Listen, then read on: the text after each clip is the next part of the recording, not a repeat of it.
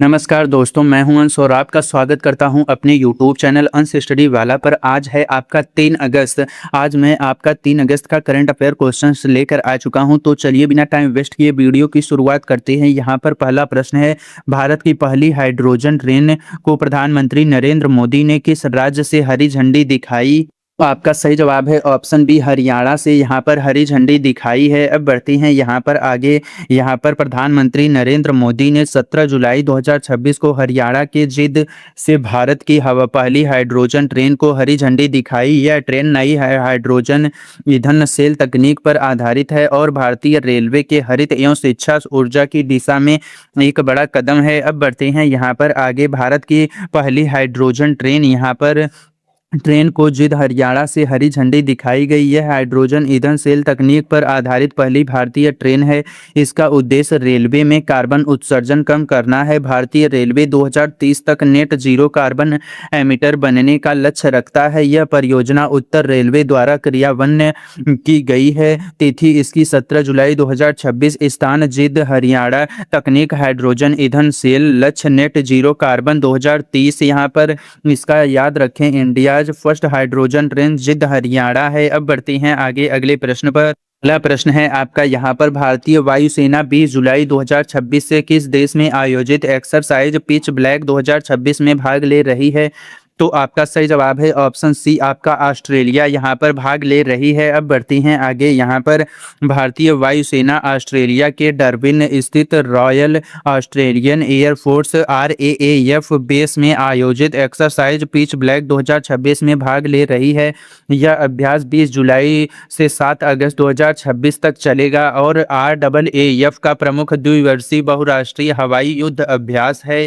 इसका आयोजन स्थल डार्विन ऑस्ट्रेलिया RAAF बेस में है। अवधि 20 जुलाई से 7 अगस्त तक है और यह राफ RAAF का प्रमुख द्विवर्षीय बहुराष्ट्रीय हवाई अभ्यास है। भारतीय वायुसेना इससे पहले 2018, 2022, 2024 में भाग ले चुकी है। यह अभ्यास वायुसेना के बीच परिचालन समन्वय बढ़ाता है। मेजबान देश ऑस्ट्रेलिया, आयोजक वायुसेना, राफ स्थान डार्विन, प्रकार बहुराष्ट्रीय हवाई अभ्यास हैं। अगले प्रश्न पर। अगला प्रश्न है आपका, भारतीय नौसेना ने ऑपरेशन सदर्न रेडिनेस 26/2 का आयोजन किस शहर में किया है? तो आपका सही जवाब है ऑप्शन सी, आपका कोची शहर में किया है।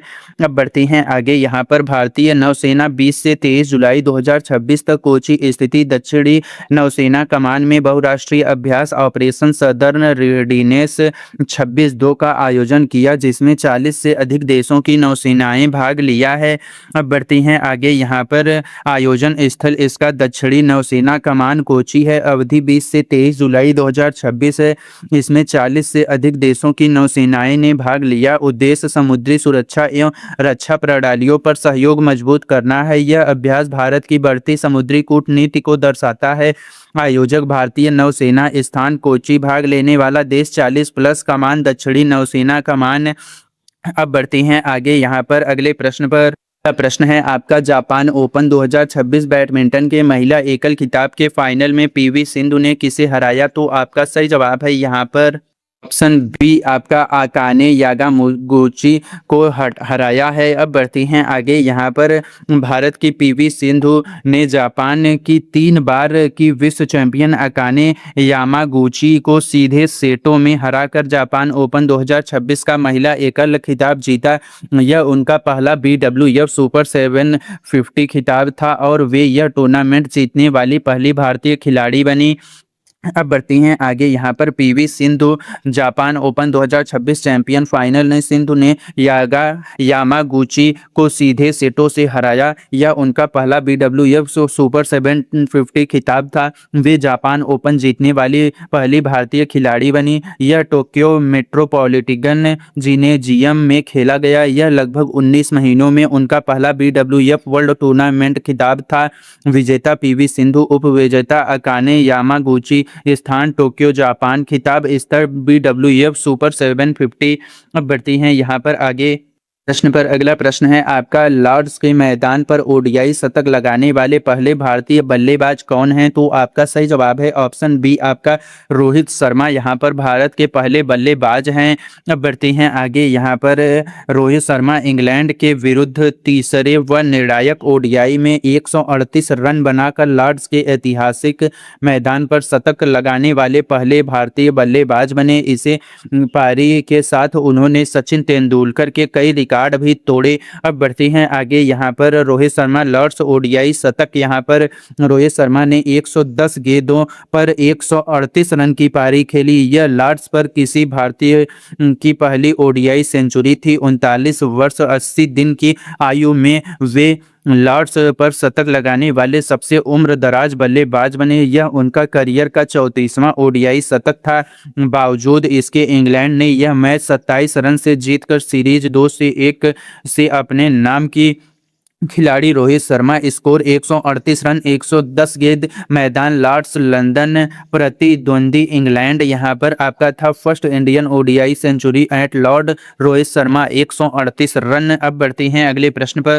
प्रश्न है, लोकमान्य तिलक राष्ट्रीय पुरस्कार 2026 के लिए किसे चुना गया? तो आपका सही जवाब है ऑप्शन बी, अजीत डोभाल को चुना गया है। अब बढ़ती हैं, यहाँ पर राष्ट्रीय सुरक्षा सलाहकार NSA अजीत डोभाल को उनकी राष्ट्रीय सुरक्षा एवं कूटनीति में उत्कृष्ट सेवाओं के लिए लोकमान्य तिलक राष्ट्रीय पुरस्कार 2026 हेतु चुना गया। अब बढ़ते हैं आगे, यहाँ पर अजीत डोभाल लोकमान्य तिलक पुरस्कार। अजीत डोभाल वर्तमान में भारत के राष्ट्रीय सुरक्षा सलाहकार NSA हैं। यह पुरस्कार लोकमान्य तिलक स्मारक ट्रस्ट पुणे द्वारा दिया जाता है। यह पुरस्कार राष्ट्रीय एकता, सुरक्षा एवं समाज सेवा में उत्कृष्ट योगदान के लिए दिया जाता है। डोभाल भारत के सबसे लंबे समय तक सेवा देने वाले NSA में से एक हैं। इससे पहले यह पुरस्कार कई प्रतिष्ठित राष्ट्रीय हस्तियों को दिया जा चुका है। प्राप्तकर्ता अजीत डोभाल पद राष्ट्रीय सुरक्षा सलाहकार NSA, आयोजक लोकमान्य तिलक स्मारक ट्रस्ट, क्षेत्र राष्ट्रीय सुरक्षा लोकमान्य तिलक नेशनल अवार्ड 2026 अजीत डोभाल। अब बढ़ते हैं आगे, है आपका जुलाई 2026 में किर स्टारमर के इस्तीफा के बाद ब्रिटेन के नए प्रधानमंत्री के रूप में किसे पदभार ग्रहण किया? तो आपका सही जवाब है ऑप्शन बी, एंडी बर्नहैम ने यहाँ पर पदभार ग्रहण किया। अब बढ़ते हैं आगे, यहाँ पर किर स्टारमर के इस्तीफे के बाद लेबर पार्टी के एंडी बर्नहैम ने जुलाई 2026 में ब्रिटेन के नए प्रधानमंत्री के रूप में पदभार ग्रहण किया। वे मैनचेस्टर के मेयर रह चुके हैं और उन्हें किंग ऑफ द नॉर्थ के नाम से भी जाना जाता है। अब बढ़ते हैं आगे, यहाँ पर वे पिछले एक दशक में ब्रिटेन के 7वें प्रधानमंत्री बने। इससे पहले वे लगभग एक दशक तक मैनचेस्टर के मेयर रहे। उन्हें किंग ऑफ द नॉर्थ उपनाम से जाना जाता है। वे लेबर पार्टी से संबंधित हैं। जैसे उनके पूर्ववर्ती किर स्टारमर, राजा चार्ल्स तृतीय ने उन्हें सरकार बनाने के लिए आमंत्रित किया। नए पीएम एंडी बर्नहैम, पूर्व पीएम किर स्टारमर, पार्टी लेबर पार्टी, उपनाम किंग ऑफ द नॉर्थ। यहाँ पर यूके न्यूज पीएम जुलाई 2026 एंडी बर्नहैम। यहाँ पर अब बढ़ती हैं अगले प्रश्न पर। अगला प्रश्न है आपका, भारत WTO के मत्स्य पालन सब्सिडी समझौते एग्रीमेंट ऑफ फिशरीज सब्सिडीज को स्वीकार करने वाला कौन सा सदस्य देश बना? तो आपका सही जवाब है ऑप्शन सी, 123वां देश यहाँ पर बना है। अब बढ़ते हैं आगे, यहाँ पर भारत ने WTO के मत्स्य पालन सब्सिडी समझौते agreement on fisheries subsidies AFS के स्वीकृत पत्र जमा किए, जिससे वह इस समझौते को स्वीकार करने वाले WTO का 123वां सदस्य बन गया। इस समझौते का उद्देश्य अवैध, अनियमित एवं गैर सूचित मत्स्य पालन को हतोत्साहित करना है। अब बढ़ती हैं आगे, यहाँ पर WTO मत्स्य पालन समझौता, यहाँ पर ये भारत इस समझौते को स्वीकार करने वाला 123वां WTO सदस्य बना। समझौते का उद्देश्य अवैध व अनियमित मत्स्य पालन रोकना है। यह समझौता वैश्विक मत्स्य संसाधनों के सतत उपयोग को बढ़ावा देता है। WTO मुख्यालय जिनेवा, स्विट्जरलैंड में स्थित है। यह समझौता प्रभावी होने के लिए 2/3 सदस्यों की स्वीकृति आवश्यक है। अब बढ़ते हैं आगे, संगठन विश्व व्यापार संगठन WTO समझौता मत्स्य पालन सब्सिडी AFS, भारत का क्रम 123वां सदस्य, मुख्यालय जिनेवा, 123वां यहाँ पर WTO member to accept fisheries subsidy agreement. अब बढ़ती हैं आगे, यहाँ पर अगले प्रश्न पर। प्रश्न है आपका, भारत की औषधि नियामक संस्था CDSCO ने हाल ही में किस बीमारी के लिए भारत की पहली वैक्सीन को मंजूरी दी? तो आपका सही जवाब है ऑप्शन बी, यहाँ पर डेंगू को मंजूरी दी है। अब बढ़ती हैं आगे, यहाँ पर केंद्रीय औषधि मानक नियंत्रण संगठन CDSCO ने 4 से 60 वर्ष की आयु के लोगों के लिए जापानी कंपनी टाकेडा द्वारा निर्मित क्यूडेगा वैक्सीन को भारत की पहली डेंगू वैक्सीन के रूप में मंजूरी दी है। अब बढ़ती हैं आगे, यहाँ पर वैक्सीन 4 से 60 वर्ष की आयु के लोगों के लिए स्वीकृत है। यह 2 खुराकों में दी जाती है, 3 महीने के अंतराल पर। निर्माता कंपनी टाकेडा जापान है। यह वैक्सीन डेंगू के 4 सीरोटाइप डेन 1 डेन 4 से सुरक्षा देती है। यह वैक्सीन पहले ही 42 देशों में स्वीकृत हो चुकी है, जिसमें यूरोपीय संघ भी शामिल है। वैक्सीन का नाम क्यूडेगा है। निर्माता टाकेडा जापान है। आयु वर्ग 4 से 60 वर्ष। नियामक संस्था CDSCO यहाँ पर नियामक संस्था। अब बढ़ती हैं अगले प्रश्न। अगला प्रश्न है आपका, नागरिक उड्डयन महानिदेशालय DGCA ने घटनाओं की तेजी रिपोर्टिंग के लिए कौन सा नया डिजिटल प्लेटफॉर्म लॉन्च किया? तो आपका सही जवाब है ऑप्शन ए, EGCA प्लेटफॉर्म यहाँ पर लॉन्च किया है। अब बढ़ती हैं आगे, यहाँ पर नागरिक उड्डयन महानिदेशालय DGCA ने विमानन घटनाओं को तेजी से रिपोर्टिंग सुनिश्चित करने के लिए EGCA नामक एक नया डिजिटल प्लेटफॉर्म लॉन्च किया, जिससे विमानन सुरक्षा निगरानी अधिक कुशल होगी। अब बढ़ती हैं आगे, यहाँ पर DGCA EGCA प्लेटफॉर्म EGCA का उद्देश्य विमान घटनाओं को तेजी ऑनलाइन रिपोर्ट करना है। यह भारत में विमान सुरक्षा निगरानी को डिजिटल बनाता है। DGCA नागरिक उड्डयन मंत्रालय के अधीन कार्य करता है। यह प्लेटफॉर्म एयरलाइनों व एयरपोर्ट को घटनाओं की सूचना तुरंत देने में मदद करेगा। DGCA का मुख्यालय नई दिल्ली में स्थित है। संस्था DGCA है, प्लेटफॉर्म EGCA है, मंत्रालय नागरिक उड्डयन मंत्रालय है, मुख्यालय इसका नई दिल्ली है।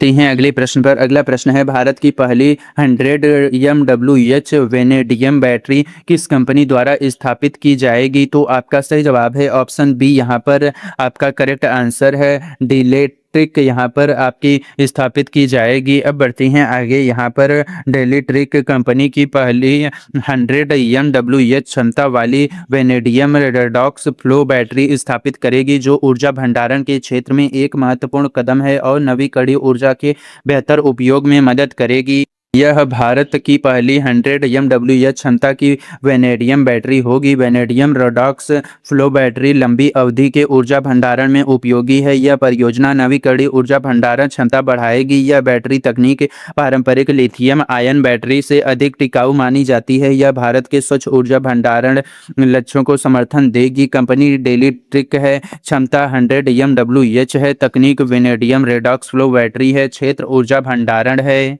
हैं अगले प्रश्न पर। अगला प्रश्न है आपका, यहाँ पर मैन्योर्स इंटरनेशनल चेस चैंपियनशिप में स्वर्ण पदक किस भारतीय खिलाड़ी ने जीता? तो आपका सही जवाब है यहाँ पर ऑप्शन बी, रोहित कृष्णा ने यहाँ पर चेस चैंपियन जीता है। अब बढ़ते हैं आगे, यहाँ पर भारतीय शतरंज खिलाड़ी रोहित कृष्णा ने मैन्योर्स इंटरनेशनल चेस चैंपियनशिप में स्वर्ण पदक जीता, जो भारतीय शतरंज के लिए एक और उपलब्धि है। अब बढ़ते हैं आगे, यहाँ पर रोहित कृष्णा शतरंज स्वर्ण पदक। रोहित कृष्णा ने मैन्योर्स इंटरनेशनल चेस चैंपियनशिप में स्वर्ण पदक जीता। भारत हाल के वर्षों में अंतर्राष्ट्रीय शतरंज में एक बड़ी शक्ति बनकर उभरा। भारत के पास वर्तमान में विश्व शतरंज चैंपियन गुकेश डी सहित कई शीर्ष खिलाड़ी हैं। शतरंज में भारत की सफलता युवा खिलाड़ियों को प्रेरित कर रही है। खिलाड़ी रोहित कृष्णन स्पर्धा मैन्योर्स इंटरनेशनल चेस चैंपियनशिप पदक स्वर्ण। खेल शतरंज, यहाँ पर मैन्योर्स inter chess championship gold Rohit Krishna है। अब बढ़ती हैं आगे पर। अगला प्रश्न है आपका, यहाँ पर कोयला मंत्रालय के वैज्ञानिक रूप से बंद की गई कोयला खदानों पर कौन सी रिपोर्ट जारी की गई? तो आपका आरोह रिपोर्ट यहाँ पर जारी की गई। अब बढ़ती हैं आगे, यहाँ पर कोयला मंत्रालय ने वैज्ञानिक रूप से बंद की गई 42 कोयला खदानों पर आरोह रिपोर्ट जारी की। इसके साथ ही भारत ने कोयला खदानों बंद करने से जुड़ी तकनीक सहायता के लिए जर्मनी के साथ समझौता भी किया। अब बढ़ती हैं आगे, यहाँ पर आरोह रिपोर्ट यह रिपोर्ट वैज्ञानिक रूप से बंद की गई 42 कोयला खदानों पर आधारित। भारत ने खदान बंदी से जुड़ी तकनीक के लिए जर्मनी से सहयोग लिया। रिपोर्ट का उद्देश्य बंद खदानों के पर्यावरणीय पुनर्वास पर ध्यान केंद्रित करना है। कोयला मंत्रालय भारत में खनन नीतियों की देखरेख करता है। यह पहल सतत खनन प्रथाओं को बढ़ावा देता है। रिपोर्ट आरोह विषय 42 बंद कोयला खदान। सहयोगी देश जर्मनी मंत्रालय कोयला मंत्रालय है। अब बढ़ती हैं आगे अगले प्रश्न पर। यह प्रश्न है आपका यहाँ पर, ब्रिक्स सदस्यों देशों के बीच डिजिटल भुगतान की सुविधा हेतु किस नए मंच की शुरुआत हैदराबाद में हुई? तो आपका ऑप्शन बी आपका ब्रिक्स कनेक्ट की शुरुआत हुई। अब बढ़ती हैं आगे यहाँ पर, 12वीं ब्रिक्स श्रम एवं रोजगार मंत्रियों की बैठक के दौरान हैदराबाद में ब्रिक्स कनेक्ट नामक एक नए डिजिटल भुगतान मंच की शुरुआत की गई, जिसका उद्देश्य सदस्य देशों के बीच वित्तीय लेन देन को आसान बनाना है। अब बढ़ते हैं आगे यहाँ पर, ब्रिक्स कनेक्ट नया डिजिटल मंच, इसे हैदराबाद में आयोजित 12वीं ब्रिक्स श्रम मंत्रियों की बैठक में शुरू किया गया। उद्देश्य ब्रिक्स सदस्य देशों के बीच डिजिटल भुगतान को सुगम बनाना है। ब्रिक्स में ब्राजील, रूस, भारत, चीन, दक्षिण अफ्रीका सहित अन्य सदस्य देश शामिल हैं। यह मंच सदस्य देशों के बीच आर्थिक सहयोग को मजबूत करेगा। भारत ने इस बैठक की मेजबानी करके अपनी वैश्विक भूमिका को रेखांकित किया। मंच ब्रिक्स कनेक्ट, आयोजन स्थल हैदराबाद, बैठक 12वीं ब्रिक्स श्रम मंत्री बैठक, उद्देश्य डिजिटल भुगतान सहयोग। बढ़ती हैं अगले प्रश्न पर। अगला प्रश्न है आपका, भारत यूके दोहरा अंशदान अभिसमय डबल कंट्रीब्यूशन कन्वेंशन डीसीसी कब से प्रभावी हुआ? तो आपका सही जवाब है ऑप्शन सी 15 जुलाई 2026 से प्रभावी हुआ। अब बढ़ती हैं आगे यहाँ पर, भारत यूके दोहरा अंशदान अभिसमय डीसीसी 15 जुलाई 2026 को प्रभावी हुआ। इस समझौते के तहत यूके में 60 महीने तक असाइनमेंट पर रहने वाले भारतीय पेशेवर को अब दोहरी सामाजिक सुरक्षा हेतु अंशदान नहीं देना होगा। भारत यूके डीसीसी समझौता, यह समझौता 15 जुलाई 2026 को प्रभावी हुआ। यूके के में 60 महीने तक कार्यरत भारतीय पेशेवर को दोहरा योगदान नहीं देना होगा। इससे भारतीय कंपनियों व पेशेवर को वित्तीय राहत मिलेगी। यह समझौता भारत यूके व्यापक आर्थिक एवं व्यापार समझौते एफटीए से जुड़ी पहल का हिस्सा है। डीसीसी का उद्देश्य द्विपक्षीय कार्यबल गतिशीलता को बढ़ावा देना है। समझौता डीसीसी प्रभावी तिथि 15 जुलाई 2026, अधिकतम अवधि 60 महीना, देश भारत यूके यहाँ पर है। अब बढ़ती हैं यहाँ पर अगले प्रश्न पर। बढ़ती हैं अगले प्रश्न पर। अगला प्रश्न है, अंतर्राष्ट्रीय रसायन विज्ञान ओलंपियाड 2026 में भारत ने कितने स्वर्ण पदक जीतकर संयुक्त प्रथम स्थान हासिल किया? तो आपका सही जवाब है ऑप्शन सी यहाँ पर 4 स्वर्ण पदक जीतकर। अब बढ़ती हैं आगे यहाँ पर, भारतीय छात्रों ने अंतर्राष्ट्रीय रसायन विज्ञान ओलंपियाड इंटरनेशनल केमिस्ट्री ओलंपियाड 2026 में 4 स्वर्ण पदक जीतकर संयुक्त प्रथम रैंक हासिल की, जो भारत के विज्ञान शिक्षा के क्षेत्र के लिए बड़ी उपलब्धि है। अब बढ़ती हैं आगे यहाँ पर, भारत रसायन विज्ञान ओलंपियाड 2026 भारतीय टीम के सभी 4 प्रतिभागियों ने स्वर्ण पदक जीते। भारत ने इस ओलंपियाड में संयुक्त प्रथम रैंक हासिल की। यह ओलंपियाड विश्व भर के प्रतिभाशाली हाई स्कूल छात्रों के बीच आयोजित होता है। भारत की शानदार प्रदर्शन परंपरा विज्ञान ओलंपियाड में लगातार जारी है। यह उपलब्धि भारत की विज्ञान शिक्षा प्रणाली की मजबूती दर्शाती है। स्पर्धा रसायन विज्ञान ओलंपियाड 2026 स्वर्ण पदक 4 सभी प्रतियोगी भागी रैंक संयुक्त प्रथम श्रेणी विज्ञान शिक्षा हैं। अगले प्रश्न पर। अगला प्रश्न है आपका, अंतर्राष्ट्रीय जीव विज्ञान ओलंपियाड 2026 में भारतीय छात्रों ने कितने पदक जीते? तो आपका सही जवाब है ऑप्शन बी 1 स्वर्ण 3 रजत पदक यहाँ पर जीते हैं। अब बढ़ते हैं आगे यहाँ पर, अंतर्राष्ट्रीय जीव विज्ञान ओलंपियाड इंटरनेशनल बायोलॉजी ओलंपियाड 2026 में भारतीय छात्रों ने 1 स्वर्ण और 3 रजत पदक जीते, जो भारत के विज्ञान शिक्षा क्षेत्र में निरंतर उत्कृष्टता को दर्शाता है। अब बढ़ते हैं आगे यहाँ पर, भारत जीव विज्ञान ओलंपियाड 2026, यहाँ पर भारतीय टीमें ने कुल 4 पदक जीते, 1 स्वर्ण और 3 रजत। यह ओलंपियाड विश्व स्तर पर हाई स्कूल छात्रों के लिए आयोजित होता है। भारत जीव विज्ञान ओलंपियाड में नियमित रूप से पदक जीतता रहा है। यह उपलब्धि भारतीय विज्ञान शिक्षा की गुणवत्ता को उजागर करती है। ऐसे ओलंपियाड छात्रों को वैश्विक स्तर पर प्रतिस्पर्धा का अवसर देती हैं। स्पर्धा जीवन विज्ञान ओलंपियाड 2026 स्वर्ण पदक 1 रजत पदक 3 श्रेणी विज्ञान शिक्षा। अब बढ़ती हैं आगे अगले प्रश्न पर। प्रश्न है, भारत के पहले भाषा संग्रहालय शब्दलोक के संदर्भ में यह किससे संबंधित है? पहला भाषा संग्रहालय से संबंधित है। अब बढ़ते हैं आगे। यहाँ पर शब्दलोक भारत का पहला यहाँ पर इस इम सिर्फ भाषा संग्रहालय है, जो भारत की भाषाई विविधता और समृद्ध भाषाई विरासत को प्रदर्शित करने के लिए स्थापित किया गया है।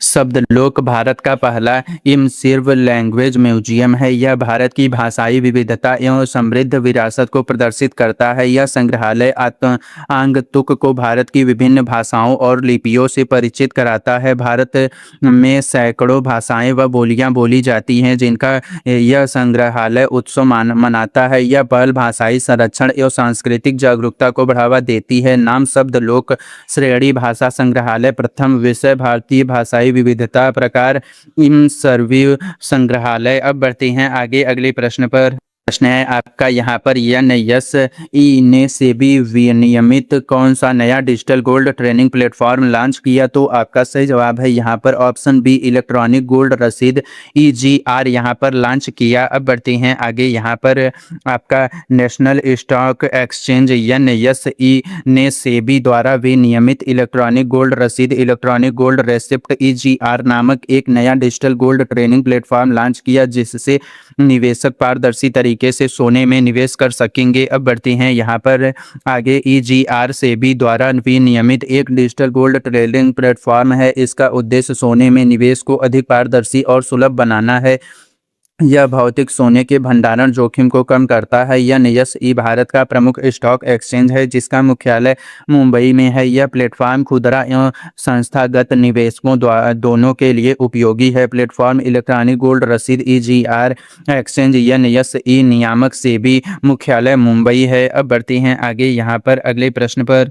तो आपका इस वीडियो का लास्ट प्रश्न है, 52वां G7 शिखर सम्मेलन 2026 किस देश में आयोजित हुआ? तो आपका सही जवाब है ऑप्शन सी, फ्रांस देश में 52वां G7 शिखर सम्मेलन 2026 का आयोजित हुआ। अब बढ़ते हैं यहाँ पर आगे। इसमें 52वां G7 शिखर सम्मेलन 2026 15 से 17 जून 2026 तक फ्रांस में आयोजित हुआ, जिसमें विश्व का प्रमुख अर्थव्यवस्थाओं के नेताओं ने वैश्विक आर्थिक सुरक्षा एवं जलवायु संबंधी मुद्दों पर चर्चा की। अब बढ़ते हैं यहाँ पर आगे। इसमें सम्मेलन 15 से 17 जून 2026 तक फ्रांस में आयोजित हुआ। G7 में America, Britain, France, Germany, Italy, Japan और कनाडा शामिल हैं। सम्मेलन में वैश्विक अर्थव्यवस्था, सुरक्षा व जलवायु परिवर्तन पर चर्चा हुई। G7 देशों की वार्षिक बैठक बारी बारी से सदस्य देशों में आयोजित होती है। यह सम्मेलन वैश्विक नीति निर्धारण में महत्वपूर्ण भूमिका निभाता है। मेजबान देश फ्रांस है। तिथि 15 से 17 जून 2026 है। सदस्य देश 7 हैं। संस्करण 52 है।